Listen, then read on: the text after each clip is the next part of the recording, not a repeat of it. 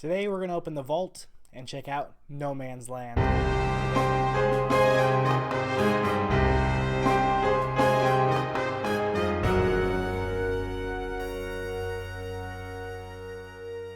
Welcome back, Sidekicks. You guys may have noticed so far that I haven't gone back too far, but I think that No Man's Land, DC Comics No Man's Land story arc in the Batman family is probably my turning point for DC Comics. Up until that time, DC Comics was only ever Superman, Batman, Justice League, and that kind of feel. No Man's Land, when I picked that up, excuse me, I have hiccups. When I picked that up and read through in the first couple of pages, I was, this is amazing. Such devastation. Let me go ahead and give you a quick recap. No Man's Land is the story arc in 1999 year. It spanned the entire year. It began with a situation known as Cataclysm, where there was a giant, like 7.6 magnitude earthquake in Gotham City. And, as always, a whole bunch of crazies got out of Arkham Asylum. I don't remember if this was the point when Arkham himself let them out because he was in that case, or if they just escaped. But crime is all over the place. The city's been destroyed, and the U.S. government declares Gotham City a no man's land. Yeah, you guys think FEMA's bad. How about we just shut down the place and call it a no man's land and no one's allowed to go in there for a whole year? That could be a bad situation. So what happens is Batman's gone. The first several months, he's not even there. He's back in D.C. trying to get the government to address the situation and revitalize and rebuild Gotham City. But they're saying it's a lost cause.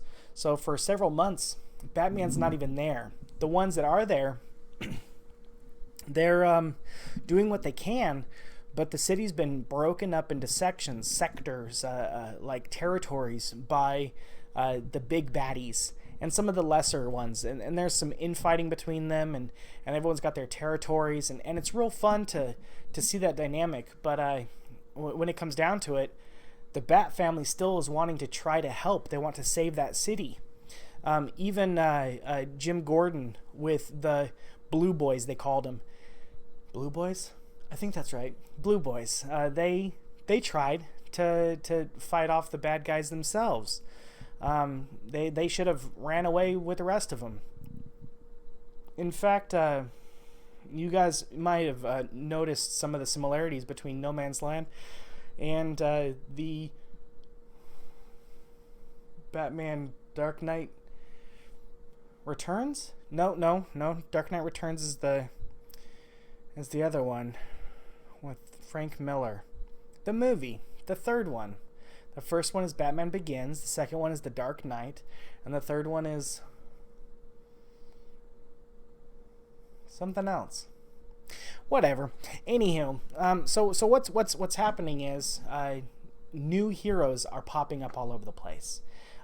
This is the first time that we really see the Huntress, and she has been seen before, but this is more of a new persona, if you will.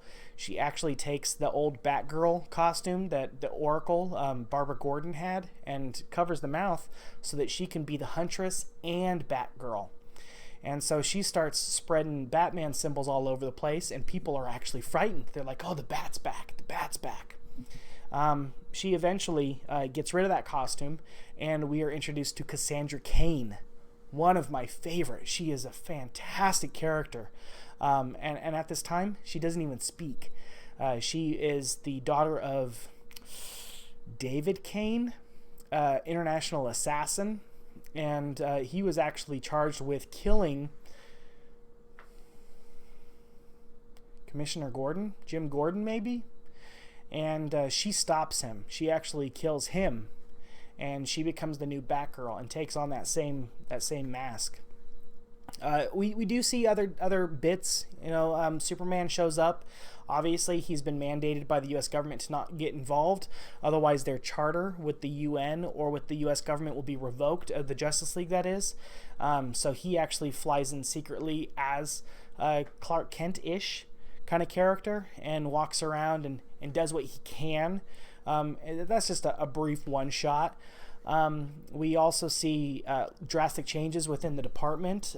Detective Montoya, Bullock, they have new relationships that form with other cops, which strengthens the Gotham City Police Department eventually. You also see Tim Drake. His character has to increase as well because he had no Batman there. He was no longer leading or a sidekick. He was having to lead the fight in some situations. And so it was really good to see their struggle, what would happen without the Batman. And it was just all in all very, very fun, very dark. Lots of people died. Some big characters died, and was actually the reason for a lot of changes in the way things were going within Gotham. I always thought it was such a fantastic storyline. And I'm actually finished rereading it recently in trade paperback, and I loved every minute of it. There's extra bits that I still have not read, one-shots that weren't included in that, and I'm looking forward to reading those. But it's great story. Pick it up, guys. Check it out. And it's really the turning point I saw with Batman. And all the storylines that came after were much darker, grittier. It brought back that whole him being a scary myth, and oh my goodness, the Bat's here and he's gonna take us all. And I just really enjoyed it, and I want to share that with you guys today. So thank you for liking, commenting, and subscribing. Share this video. Let other people know let other people know what's going on here. And I'll catch you guys next time.